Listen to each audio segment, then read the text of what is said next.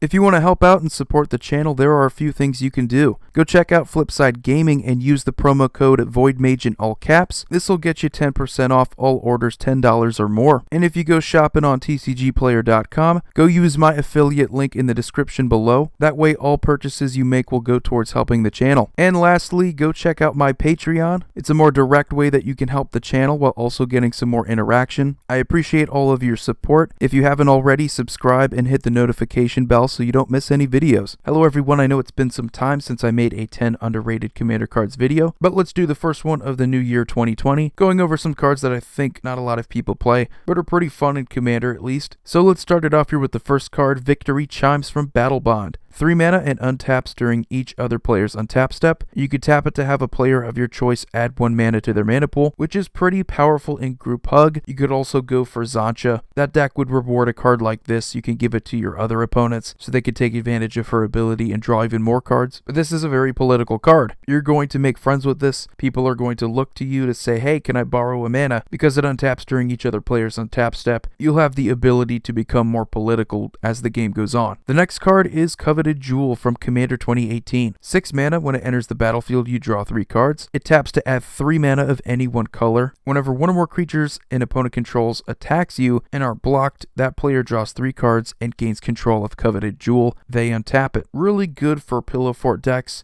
where you can make it harder for your opponents to attack you anyway. Something like Queen Marchesa, they're already going to be attacking you for the Monarch. So what's the difference with playing a card like this when you can easily swing back and then have something that can tap for 3 mana, giving you a little bit of everything, card draw and decent mana ramp. I think it's a good card for Commander. And then we have 7's Reclamation from Commander 2019, 3 mana white sorcery. Return target permanent card with converted mana cost 3 or less from your graveyard to the battlefield. If this spell was cast from a graveyard, you may copy this spell and may choose new targets for the copy. It has a flashback cost of 5, so that's how you would do that. Pretty much the sorcery version of Sun Titan, which for 3 mana and sorcery form might be an upgrade for some people. If you're sick and tired of playing the same old staples, which Sun Titan is considered a staple, you have a 3 mana cheaper version, pretty much does the same thing, and maybe even more. If the flashback can get back 2 cards, that might provide you with a more explosive turn. And then we have Vesper Luck from Modern Horizons, 3 mana white creature elemental, 2/1 flying. When Vesper Luck leaves the battlefield, return target creature card with power 1 or less from your graveyard to the battlefield, and the evoke cost of 2, so you can play it for 2, but you have to immediately sacrifice it when it enters the battlefield. Very similar to Revilark. In fact, this is kind of like a half Revilark, where instead of getting you back 2 tiny creatures, this will only let you get back 1 tiny creature with power 1 or less. But this card is actually a ton of fun. One of my favorite commanders to play on a budget is Tashar Ancestor's Apostle. That deck is all about bringing back creatures CMC 3 or less. So when you can do that and also give yourself a way to easily bring back other creatures, you're going to lighten the load on your commander. Overall though, there's a lot of things to like here. There's some combo potential I would imagine, even though I haven't personally used any, but we have here a lesser known card than Revilark that could provide you with a similar effect. And then we have Mishin the Mind Cage from Saviors of Kamigawa, 7 mana blue legendary enchantment. All creatures get -X/-0, where X is the number of cards in your hand. Very interesting card if you're tired of playing things like Propaganda and Ghostly Prison. Oftentimes when you have those cards and it's late in the game, people are just going to have nothing to do but pay the mana for Propaganda, and they'll be able to attack you anyway. In certain situations with Mishin, your opponent's creatures won't have enough power to attack you anyway. So it is situational. You could do this with something like Nezahal, you could do this with Niv-Mizzet, commander options that are capable of drawing you a bunch. If your deck is pillow fort, this should be a nice inclusion. And then we have Awaken the Erstwhile from Ravnica Allegiance, 5 mana black sorcery. Each player discards all the cards in their hand, then creates that many 2/2 black zombie creature tokens. I am a big fan of this card because I love playing things like Nekasar. You shouldn't have a problem with discarding your hand. In fact, it's a huge advantage for you because you're forcing your opponents to do that. You shouldn't really care as much about the zombies, but you could also throw this into Zombie Tribal as a way to get more tokens. But again, there are things like Liliana's Caress, reasons to play this, because you can actually empty your opponent's hands while also dealing a ton of damage to them. And then we have Hydra Broodmaster from Journey into Nyx, 6 mana green creature Hydra, 7/7 with Monstrosity X, where you have to pay 2X and mana green. When Hydra Broodmaster becomes monstrous, put XXX green Hydra creature tokens onto the battlefield. So if you have 11 mana to spend, you can get 5/5/5 green Hydras, and also put 5+1/+1 counters on Hydra Broodmaster. The idea here though is to take advantage of this ability by waiting to the last minute so you can have as much mana as possible, and then dump in something like 20 to 30 mana. That way you actually get massive tokens and a massive Hydra Broodmaster. This is one of the more underrated win cons in green also. Yes, it doesn't give any keywords like trample, any kind of evasion, or even protection, but on a budget, if you're looking for a way to overwhelm your opponents, this is a pretty crazy card. If you're able to pull off the monstrosity, oftentimes you are just going to flat out win the game. And then we have Dismantling Blow, last printed in Modern Horizons. 3 mana white instant with a kicker cost of 3 mana in blue. Destroy target artifact or enchantment. If the spell was kicked, you draw 2 cards. So at the very least, you have pretty standard removal. 3 mana, instant speed, destroy artifact or enchantment. Nothing really special there, but paying an additional 3 mana, you get to draw 2 cards. So it would make it 6 mana in total, but if you're able to draw 2 cards, refill your hand. You are cantripping in addition to getting decent removal. This is another card I would consider a budget-friendly card that not a lot of people play, but if you're in blue and white, and let's say you want something additional to supplement cards like Return to Dust, this gives you additional artifact and enchantment hate while also letting you draw. And we have Killer Instinct from Guild Pact, 6 mana, red and green enchantment. At the beginning of your upkeep, reveal the top card of your library. If it's a creature card, put it into play. That creature gains haste until end of turn. Sacrifice it at the end of turn. Very sweet card, kind of like a sneak attack. If you're able to fix the top card of your library, or even better if you have a scroll rack,